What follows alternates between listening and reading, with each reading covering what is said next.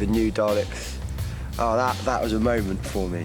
A really noticeably different and more frightening Dalek. Behold the restoration of the Daleks! They've improved, they're stronger, they're more powerful, they're more brilliant, they're more ferocious. You're on your own now. We won't save you. Your rescue squad is too exhausted. Bigger, more colourful, brighter and more frightening than you've ever seen them before. Big buggers, bigger than they've ever been. And if you complain once more, you meet them. I'm lovely. They're Daleks, aren't they? They're just such icons.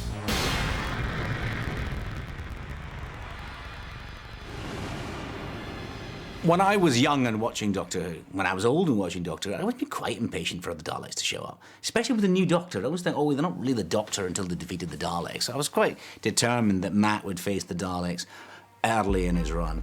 Our new secret weapon! Ha!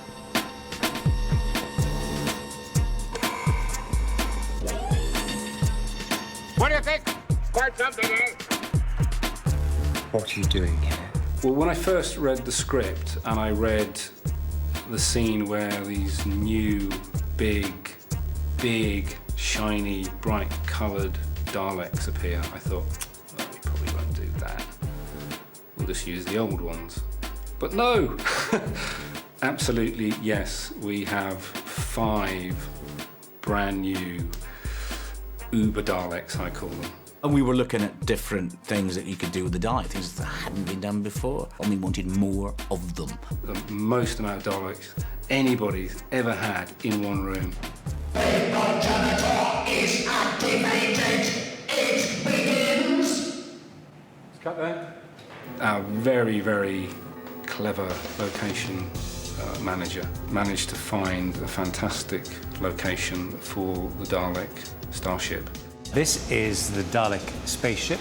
It's actually a humidor room in a cigar factory, of all places. Stainless steel floor, stainless steel walls, stainless steel ceiling, very low, just big enough to get a big Dalek in there. It got to, I think, about 37 degrees in the actual factory. It was mad with all the lights and stuff. Wait, I wouldn't if I were you. TARDIS self-destruct, and you know what that means. My ship goes, you all go with it. And this is their crippled, dying Dalek spaceship, where the last 3 Daleks who survived Davros and the reality bomb have arrived back in 1940. The progenitor is activated. It begins. The last of the Daleks are trying to find their purest form, which is in this thing called a progenitor. And they've sent out thousands through space thousands of years ago, and they've found one. So it's their last throw of the dice, really. What I love about this, apart from the stainless steel, on camera it looks incredible, and you get these reflections which make it look like it's vaulted.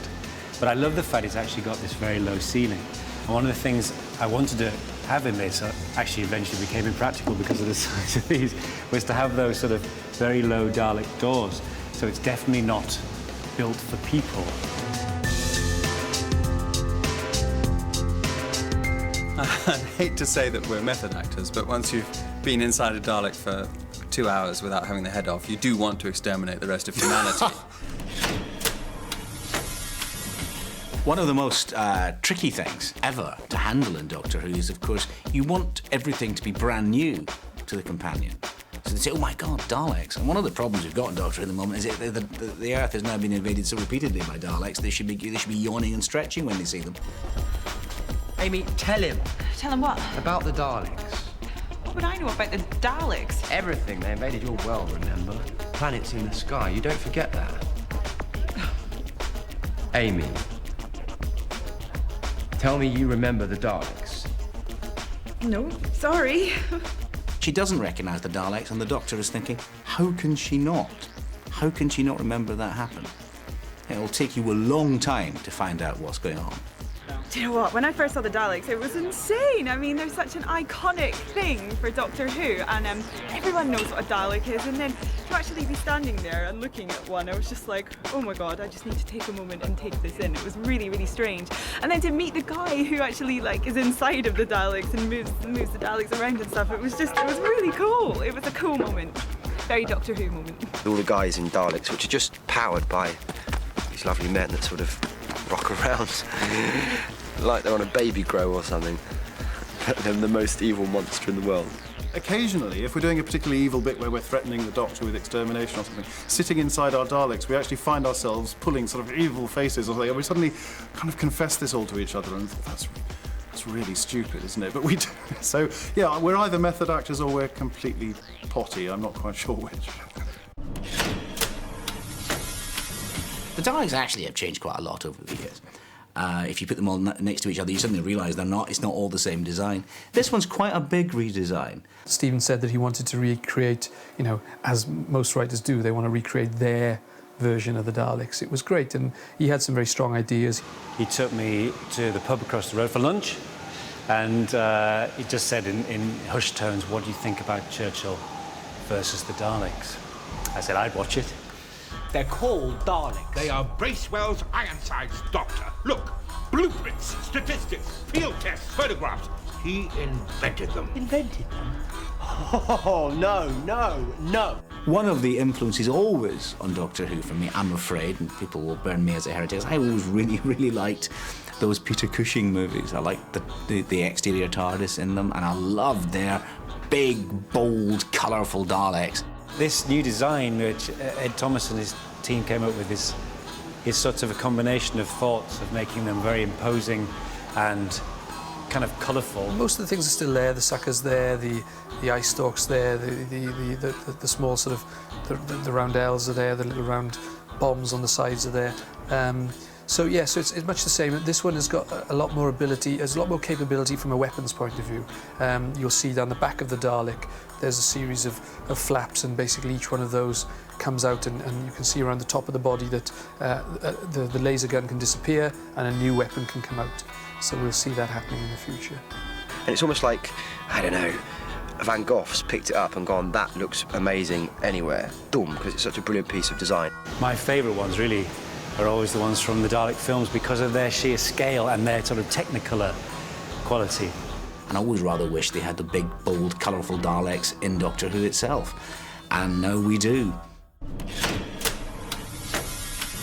For me, the whole thrill of this was sort of going back to a sort of power of the Daleks idea of making them very sly and cunning and silent often. In the story Power of the Daleks, which is a lost story, one of the stories that was wiped from the BBC archives, there's a soundtrack still exists from it, and on that soundtrack you would hear the Daleks say, I am your servant.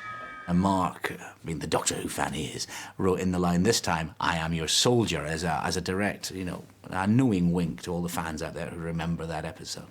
I've asked Nick Briggs, who of course knows his stuff better than anyone, to just linger for a second on the first S, just in case people might think it's going to say it again. I am your soldier. What? I am your soldier. Stop this. You stop it now. There's a bit, again, from the second Dalek film, which has stayed with me since childhood, when Philip Maddock, who's betrayed the Doctor, comes running out of a hut, and there's a great ring of huge Daleks, and he sort of says, I'm your friend, I helped you, and they just stare at him, don't do a thing. And it was a very, very sinister, I remember watching that, and it's a very, very sinister idea, because the Dalek is in the room, the Dalek has its gun there, and you're thinking, well, it's going to do something soon, isn't it? But it's just wandering around, waiting to do something evil. And I always think waiting to do something evil is the best look for any Doctor Who monster.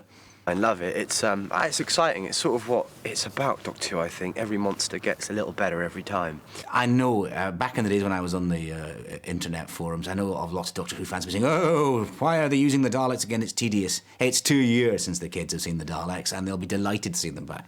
And so will the fans, secretly. They'll pretend they're a bit bored, but they'll go home and get their little action figures out. I know I have.